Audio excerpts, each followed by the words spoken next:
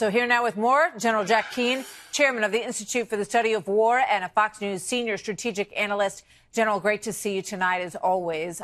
Good to see you, Martha. So many steps forward that we've seen over the course of this week, but this is a disturbing development, what we're watching here.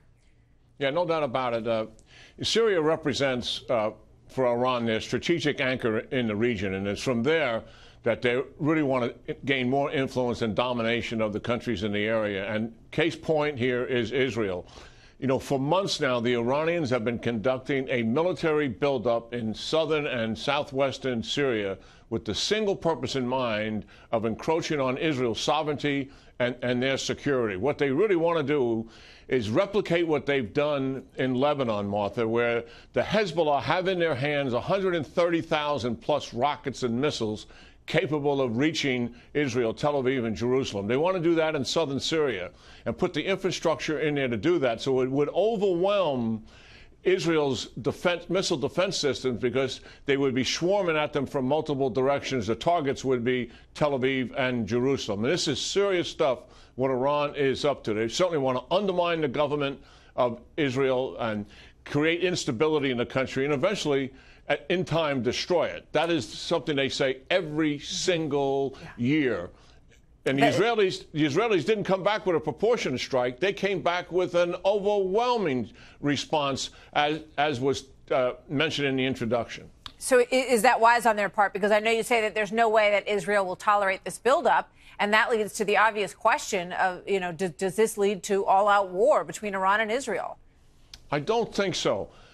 And here's why. Well, first of all, they had this strike in the kit bag for sure. They were just waiting for something else to happen. Qasem Soleimani, the heads of the Quds Force, directed the Quds Force to do the strike. That was the first. And Israel took out just about all of their military infrastructure in one night. It's a heck of a price the Iranians will pay. And I think the Iranians, when they look at this, their pattern, Martha, has never been to get their own forces directly involved in a conflict, except for the 8 years they fought with Saddam Hussein, and they don't want to make that mistake. They want to use their proxies.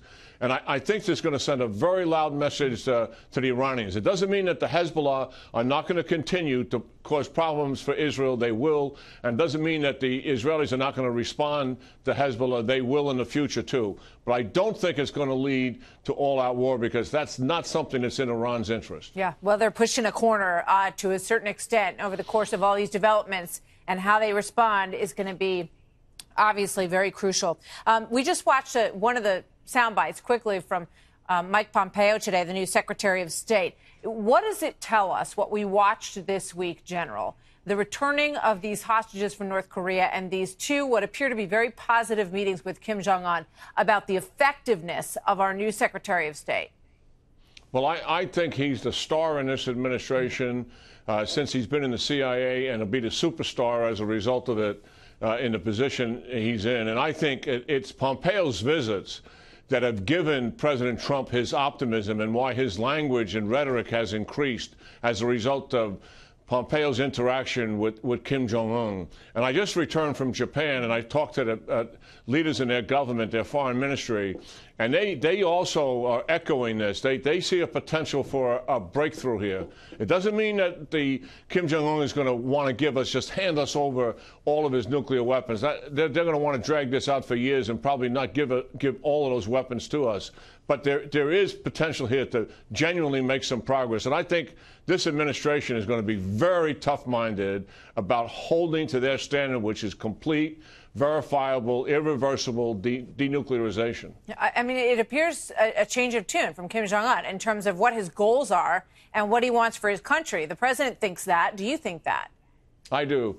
Yeah, he's moving towards a different place, certainly. And I think the economic impact of the sanctions have caused that problem to him.